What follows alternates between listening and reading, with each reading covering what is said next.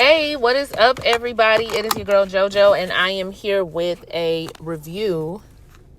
I'm getting these reviews out, okay? Not on time, but they out. But I'm here with the review for the new series, Heart and Hustle, Houston, Season 1, Episode 2, a fresh show. This reminds me of when I first started my channel and I only reviewed new shows. So I reviewed Mary Mary, and I reviewed that show that also was based out in Houston, I think, about the lawyers. Do y'all remember what show I'm talking about? It only lasted one season, and I actually have seen some of those ladies out in Texas, that show. When I was living in Houston, I actually saw some of them at the Martin Luther King parade, which is one of my favorite parades, y'all. I do not miss it. I will drive back to Houston from Dallas to go to the Martin Luther King parade. Anyway, so let's talk about what happened on the show. I didn't review the first episode because it was introductory. But basically, first episode, we get introduced to everybody. We get to hear the ladies' stories, and I'll interweave that in as we talk about what happened on this episode. Hopefully I remember everybody's name. Y'all know how I can get with a name. But let's hop right into the review. All right, so we actually kicked the episode off with Elena and her husband, Josh. Now, Elena... All right, from the first episode, we actually find out that Elena and Josh are having some marital problems. She's being pretty transparent about it with the other ladies. I can't call it yet because y'all know I don't like to call it too early, but I'm wondering if Elena has some insecurity issues. Only because of the way that to me, she doesn't speak or talk about herself with confidence. She'll say stuff, but it don't really seem like she believe it about herself. Whether she's talking about her look, whether she's talking about her marriage, the only thing I do see her wear with confidence might be her business, but I'm not seeing it anywhere else. So that's just something that I'm, looking out for. It remains to be confirmed. It's not confirmed. It's just something I noticed. Now, also with Elena, I'm not really sure why she felt the need. Okay, let me just tell you first she shows us her business, all right? And to me, the business sound like the exact same thing she closed. The only difference is her husband not involved. So it looks like they separated their business relationship, which she hopes will improve her marriage. And I would understand that.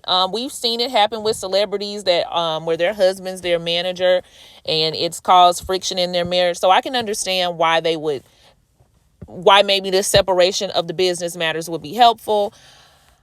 Then she tells Josh about how Chloe said he was not fine. And just like I suspected most men would, Josh did not care. And Elena feels some type of way about it. She done talked to multiple people about it. She has not talked to Chloe yet. So I do have somewhat of an issue with that. We're going to talk about Chloe in a minute because I know there's some issues with Chloe.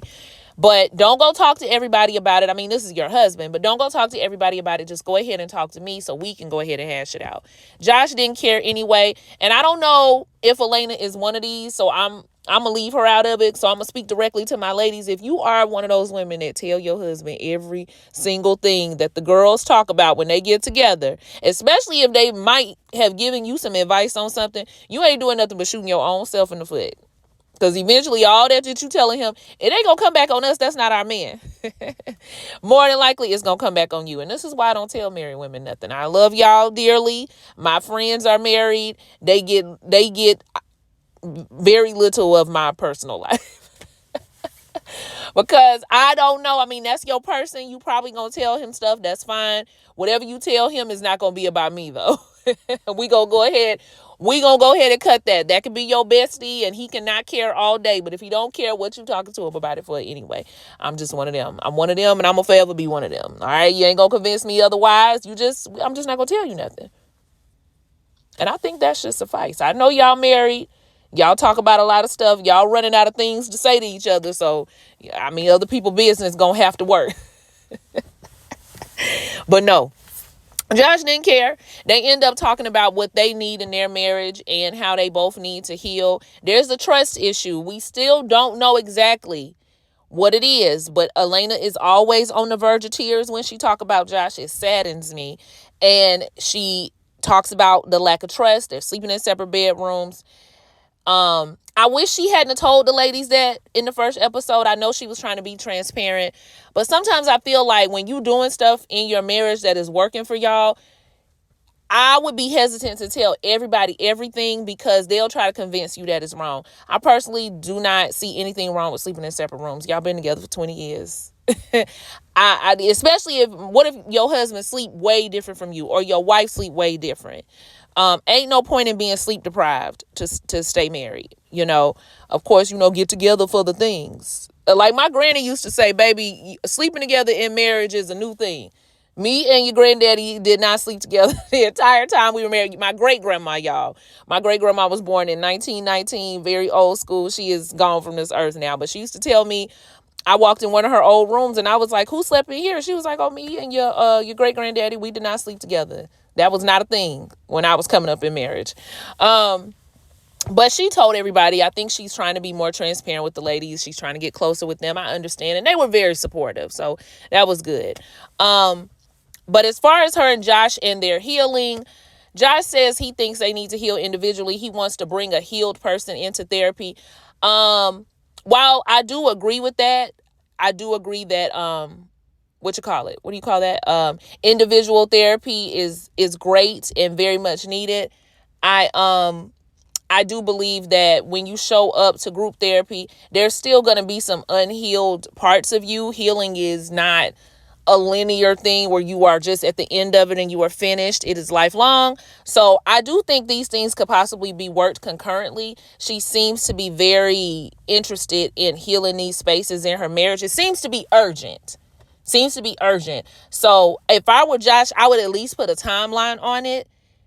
Like, yes, let's go to individual therapy. And in 3 months or 4 months, we'll come together and we'll find a therapist together based on the healing that we've done in our individual. You get what I'm saying? Like, I don't think it should just be out there in the ether as to when we're going to go to marriage counseling, because this appears to be something that is very urgent for Elena. Like, she's always on the verge of tears. I think this is something y'all need to handle quickly. Okay, well, y'all hear my car again. I'm always in here, always moving around. I'm actually headed back to work, but okay, while Elena having some struggles with her marriage and, to me, possibly her confidence, Munira, am I saying her name right, is having the mom and wife and the showing up struggle, the doing it all, the juggling it all, and not feeling like it's enough. She's having that struggle. Munira is a beautiful woman. She kind of reminds me of Royce in the face from Basketball Wives. And as soon as I looked at her, I was like, there's something else here. Somebody is something. Y'all know how black folks are. You got something going on. Well, you got some something in your family. I could just look at her features and tell that she had some other stuff going on. But and we later find out her mom is from India. I was like, aha, I got it. We see her and her children and her husband. They're about to do a family photo shoot. Her husband seems to be extremely supportive of everything she does and everything she's trying to do. You would think that being a influencer, going from being an electrical engineer to, girl, you smart, okay? You smart and you are used to working hard. That is not an easy job. But you would think with going to that, shift into that transition, it would give you more time to spend with your husband and your family, but it seems to be having the opposite effect possibly for Munira. They don't seem to have as much time together, and that can happen with content creation. I'm not a content creator, but I can tell you that just doing videos, content creation takes up a lot of time. I think people think that you just get to be pretty and pull out your tripod, but there is a lot of intentional thinking that goes behind it. It takes up a large chunk of your life and your personal time. You have to decide what areas of your life you want to keep sacred, what areas of your life you want to put out there, because you leave it up to your fans and you leave it up to people who support you. They'll want you to put all your life out there. They want to know all your business, and you have to decide what to keep sacred. And some people will be offended that you keep stuff sacred, as hard as it is to believe. And so content creation is not just turning on your camera and looking cute. You got to get the angles. You got to do the editing. You got to keep up with your, what do you call that? When people sponsor you, you got to do the advertising. You have to do, if you contract with them, you got to do a certain amount of advertising each month, a certain amount of videos, and a certain amount. All of that plays into it. All while you're trying to be a wife, all while you're trying to be a mother. And next thing you know, your wife and motherhood become a little bit of content creation. So you got to be really careful with stuff like that. When I saw her getting the kids ready for the photo shoot and talking about what they were going to do for content that day, that part annoyed me a little bit. I don't believe children can consent to being a part of these things. And so I have always been a non-supporter of family vlogging and family channels. Back in the day, y'all don't know, I've been on YouTube a long time, y'all. I've fallen into several rabbit holes, but one I fell into some years back was, a drama surrounding family channels. And I don't believe Manira has any drama on hers. I'm sure they've had their discussions and, done the things that they needed to do. But, I was on YouTube around the time that they had a lot of family vlogging channels, and a lot of stuff came out about those people. A lot of people were talking about how the children should, be able to have a savings, be able to put money to the side. You are making money off of these children. Essentially, they're your kids, but you are making money, doing content with them. And then they have nothing to show for it when they get older. Some of these kids are grown now who grew up around the content creation time. They're in their early 20s. They've written books about it. They have channels about it. They have gone to court about it. So I'm just not a fan. I just believe children should be allowed to grow up without eyes on them like that. But that's just my personal opinion.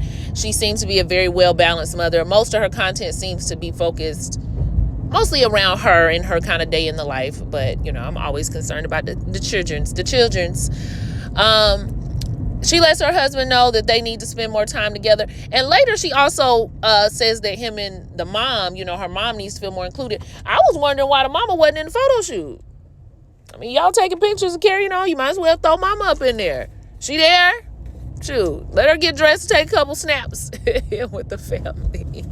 But I was wondering about that. But they end up going on a date night, which let's talk about their date night. Really wasn't too much talk. It's so funny because when Manira was mentioning, how she had spoke with her friends that gave some advice that they need to spend more time together, the husband was just like, oh, okay. Like, it was very shoulder shrug. The men just kind of be like, oh, it's a problem. Oh, I'm cool.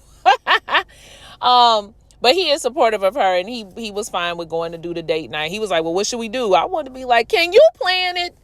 You see this woman is at her wit's end. Can you plan a night or evening for y'all? Anyway, they end up going to do a cooking class, and it is at that time when Manira brings up the fact that they need to go on some dates with her mama as well. Baby, we trying to get y'all more time together. Your mama is a separate issue. But I get what she's trying to do. The mama live with them now. She want to make sure her husband and her mama get along. It remains to be seen what the issue is between these two, though. I heard the mama mention culture.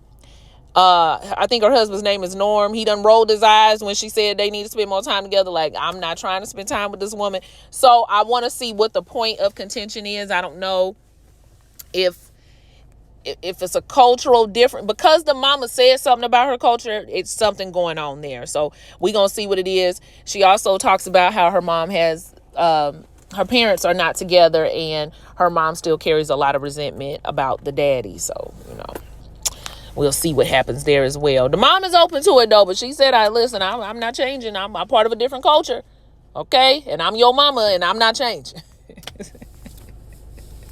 I was laughing, y'all. Mama look like she do not play.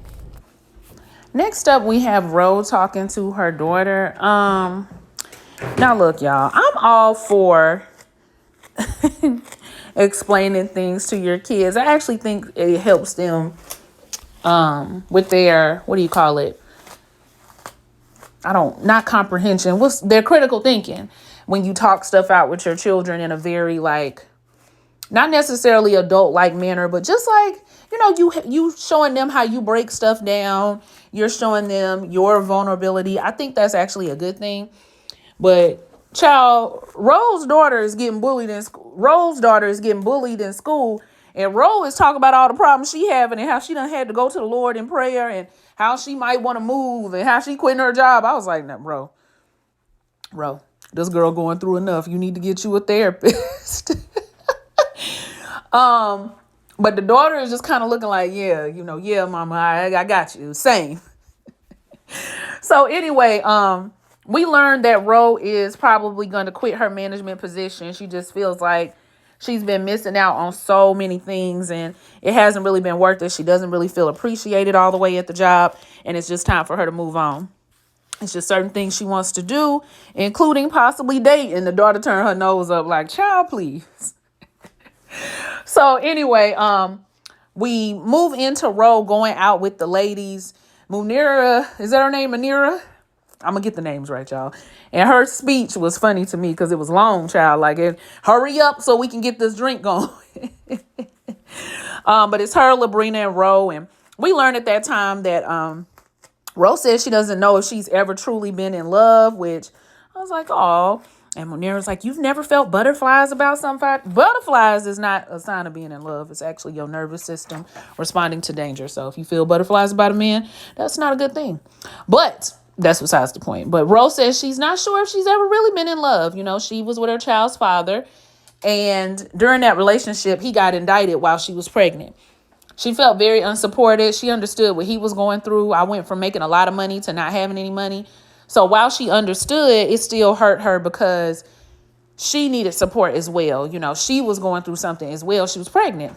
So that was a hard time for her. She gets emotional. She talks about how she's at this point now. She ain't never really been on that. She ain't never been on the kind of time where she wanted to be in love and have this marriage and this family. She always just been in survival mode. Like, I'm trying to get rich. I'm trying to make money. And now that she's stable in her finances, she's realizing that she may want to attempt and try. And that happens with a lot of us, women and men, because it's hard to think about love and relationships and softness when you are surviving, when you want to get in a better situation, when you want to live a better life. And it sounds like she was involved with somebody who was involved in some criminal activity. So especially if you want to go legit in life, and you really trying to get yourself there. So yeah, I understand. And I hope Ro is able to navigate that scene. But I do think she also could need some couch time. But I like how the ladies hugged her and supported her and gave her good advice. I am liking this show so far for that. Is there drama coming? Yes. But it's even different from other shows because the cattiness is not immediate. You get what I'm saying? Most of the time, if a show gonna be about drama, it start out pretty early, episode 1. So, but I like that they supported her, and I hope Rose continues to be supported, finds her some support, and she's able to navigate the dating scene as she so chooses. This scene was extremely sad. We see Chloe going to the grave of her husband, and her children are. Everybody's emotional. Her son does not bother to show up, so I guess they still big beefing, and that upsets her even more. But other family members show up, so it's still good for her to have that support. And I was just sitting there looking at those young girls, and oh man, it was just sad, child. I don't even know what else to say. It was just sad. That's all I got. The ladies meet up to go to the rodeo. I am always surprised at the amount of people who have lived in Houston for a while and never been to the rodeo. Like, what are you doing? Get to the rodeo ASAP. But as they're going, Latoria meets somebody that she knows, this guy right here that's pictured, and she's laughing and giggling, seems to be blushing, and they're like, okay, hold on, who is that? We might need to get something going here. She laughs it off. Maybe he'll be back around later. The ladies go to the rodeo. They enjoy themselves.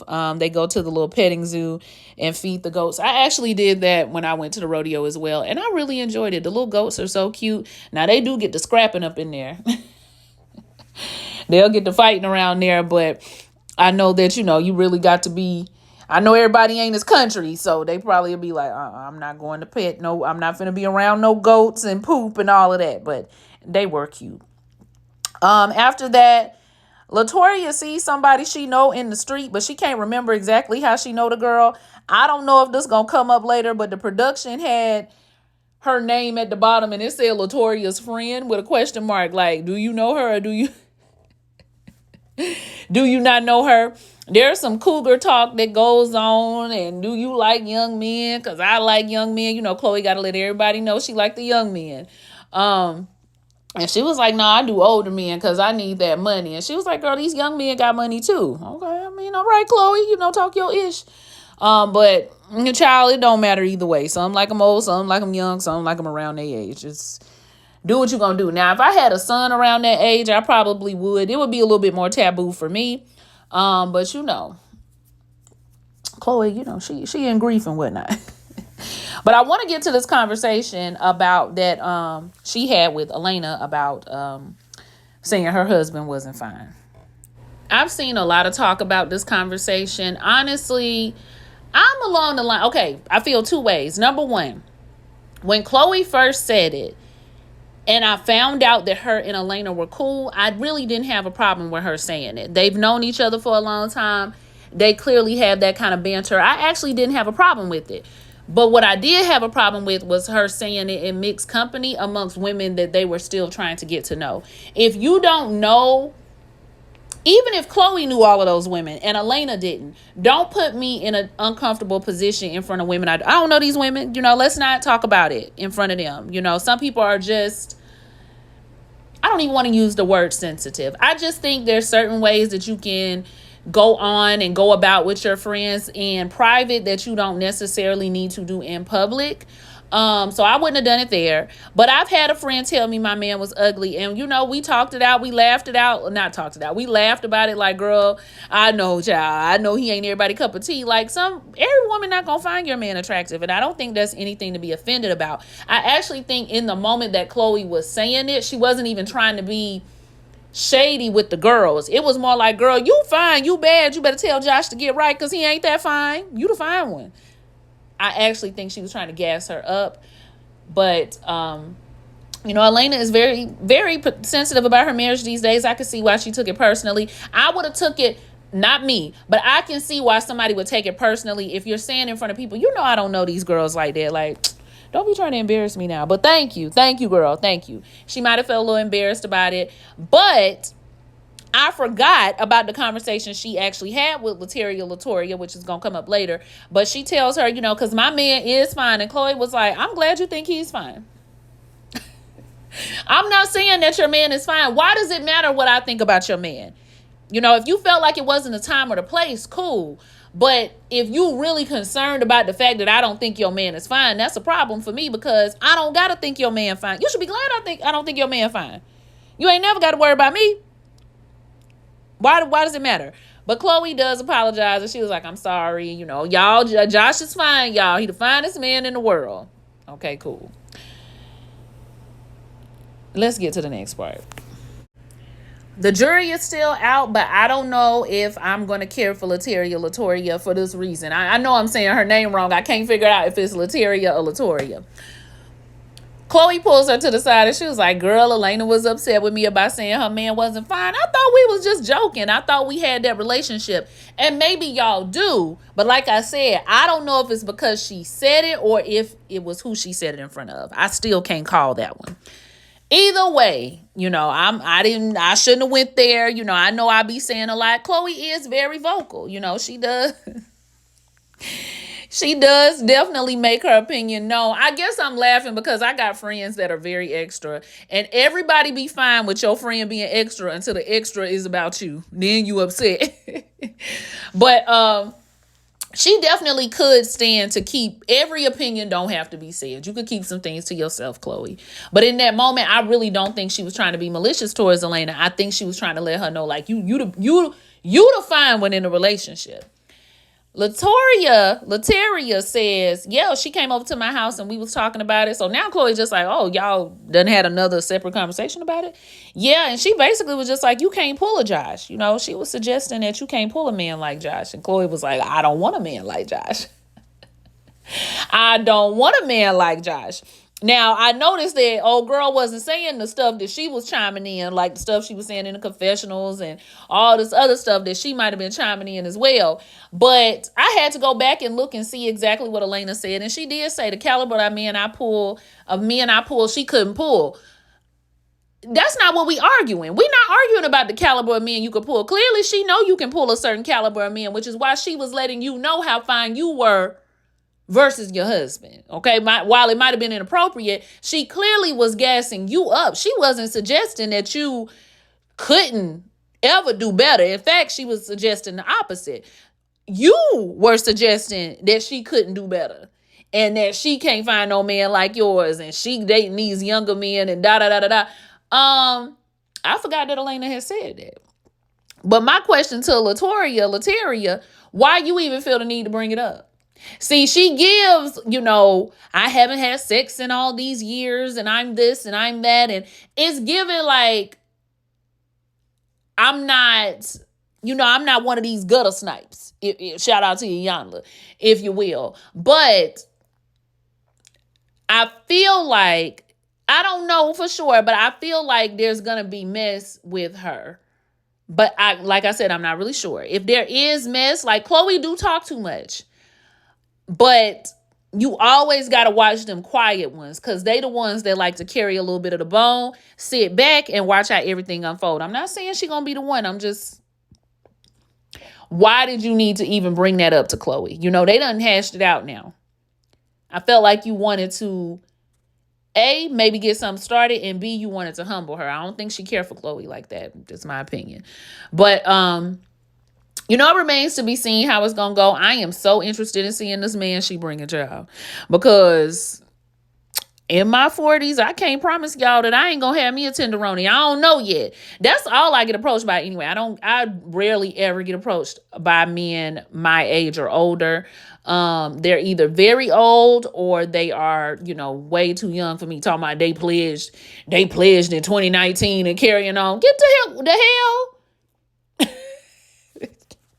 2019. I've been a Delta for a long ass time. Talk about you pledged in 2019. Anyway, y'all, let me know what y'all thought about the video. Like, comment, and subscribe. I will see y'all for the next one. Bye.